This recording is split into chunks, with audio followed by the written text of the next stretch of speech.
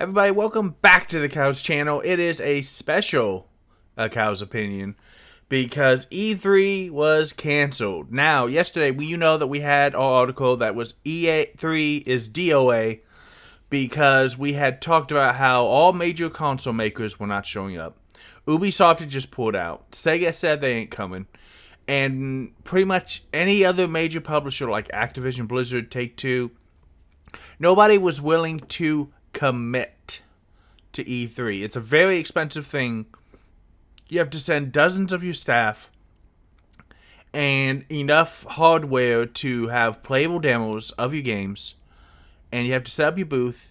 You have to decide how the booth's going to look. And it was only 2 months away. So there was not a lot of time to do all this. And yet nobody had committed to anything. Except for Ubisoft, which again canceled just yesterday. So IGN has a story, but it's all over the internet now, guys. Just 1 year after saying we're back, E3 is like, changed our mind. There's IGN article has two sources. There's everybody is saying it online now and reporting it, and there's also a quote from ReedPop official. This is not an accident. This is unfortunately real. Something from our childhood is gone, guys. It's just gone. The email says that while E3 remains a beloved event and brand, that the 2023 version simply did not garner the sustained interest necessary to execute it in a way that would showcase the size, strength, and impact of our industry. And it also talks about how they're working for advocacy work, but most importantly, does not mention undertaking the show again in the future.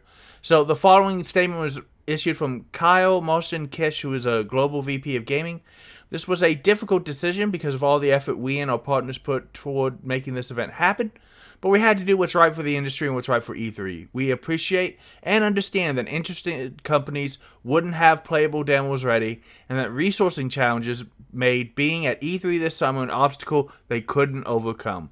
For those who did commit to E3 2023, which was not really many people, we're sorry we can't put on the showcase you deserve and that you've come to expect from ReedPop's event experiences.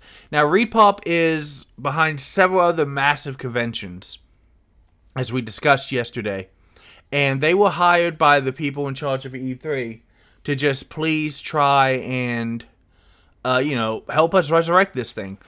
It was going to be June 13th and 14th, but the reason why they went with another group, the ESA, which is, it does say on future E3 events, but it doesn't mention going on the show again, and future events could be a broad term.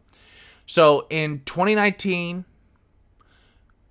we had E3, as we usually do, and then 2022, a certain global health emergency, I can't say aloud or else the algorithm will hate this video, happened, shut it down. Then we had a digital version in 2021. That was new but fun. But then again, it was canceled last year in an effort to focus on a revitalized showcase for hybrid industry event. Basically, they wanted to have it both on and offline. Now, this was announced a year ago, so it's not like these companies had not enough time to figure it out. But again, nobody who was big was coming, and it just wasn't going to be huge enough. So my opinion is that this sucks. E3 was a thing I always look forward to.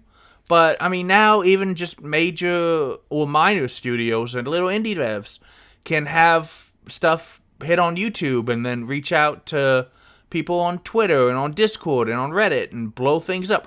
I found one of my favorite games in recent months just poking around on Reddit. It was the Symphony of War. And I didn't need E3 for that. And Symphony of War probably would have gotten lost in the shuffle at E3. The thing I think that really hurt E3 is it had regular visit in 2019 here. And then in 2022, canceled. Then came back in 2021 digital only. But instead of just doing it again digitally in 2022, they canceled the whole thing. Like, we're going to make it so big. But you got people out of the habit of E3. You only had one E3, and it wasn't even in person in the last couple of years. So the industry figured, well, we can live without E3 now. You don't need that one major show anymore.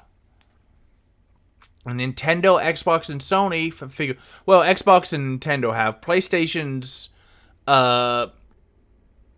announcements State of Play, they really suck. They're not great. They're terrible.